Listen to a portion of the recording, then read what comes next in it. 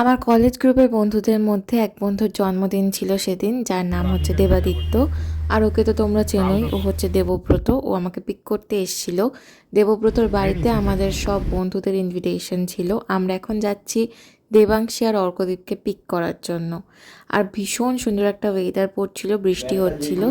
ওর বাড়ি যাওয়ার আগে আমরা গেছিলাম কেক কিনতে, আর সেখানে গিয়েও আমি একটু হাবিজাবি খেয়েই নিই। তারপর বাড়ি গেলাম, আন্টি আমাদের লস্যি খেতে দিয়েছিল, কিন্তু আমি তো লস্যি খাই না। আর এখানে সবার সাথে দেখা হয়ে গেছিলো, আমরা চারজন একসাথে এসেছি। শুধু ওই লাল জামা পরে একটা ছেলেকে দেখতে পাচ্ছ, ওর নাম হচ্ছে দেবজ্যোতি। ও আলাদা এসছে, কারণ ও ওর বাড়ির কাছেই থাকে। তারপর ও গিফটগুলো আনর্যাপ করছিল, আর দেবজ্যোতি খুব সুন্দর একটা অ্যালবাম দিয়েছিল, যেটা খুব থটফুল গিফট, আমার খুব ভালো লেগেছে। আর আমরা একটা ঘড়ি আর একটা পারফিউম দিয়েছিলাম। তারপর আমরা লাঞ্চ করলাম। লাঞ্চে অনেক মেনুস ছিল, আন্টি অনেক সুন্দর করে রান্না করছিল।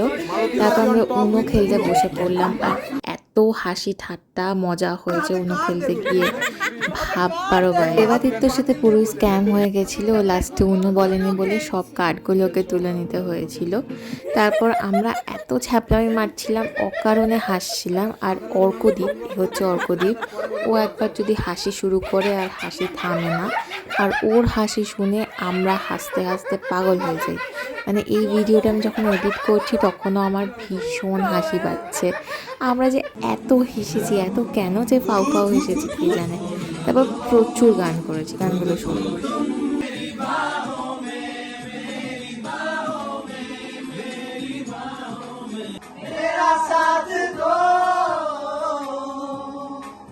साथ थमले हाथ चाहे जो भी होगा तू बस दे दे मेरा साथ। তারপর না আমরা একটু ট্রুথ অ্যান্ড ডেয়ার খেলছিলাম। আর ট্রুথ অ্যান্ড ডেয়ার খেলতে খেলতে যা যা কাণ্ড হয়েছে সব দেখতে থাকো। দেখো এবার দেবজ্যোতি গরিলার মতন ঢুকছে।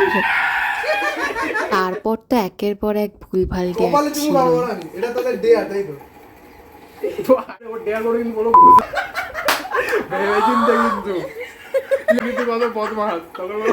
এই প্যাশনেটলি চুমু খাওয়াটা ওদের, বাপরে বাপ।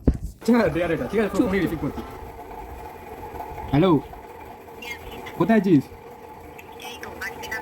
শোন না, আমি কোনটা বল, আই লাভ ইউ রিয়া, ঠিক আছে, হয়ে গেছে, কেটে দিচ্ছি।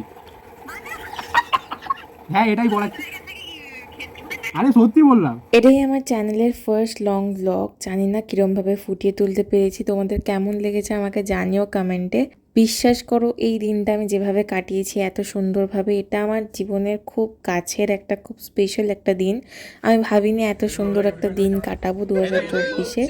তাই জন্য আমি বাধ্য হয়েছি, মানে ছোট্ট ভিডিওতে না আমি এক্সপ্রেস করতে পারবো না এই দিনের পুরো মজাটা। লাস্টে আমরা শেষ করলাম ওর কেক কাটা দিয়ে।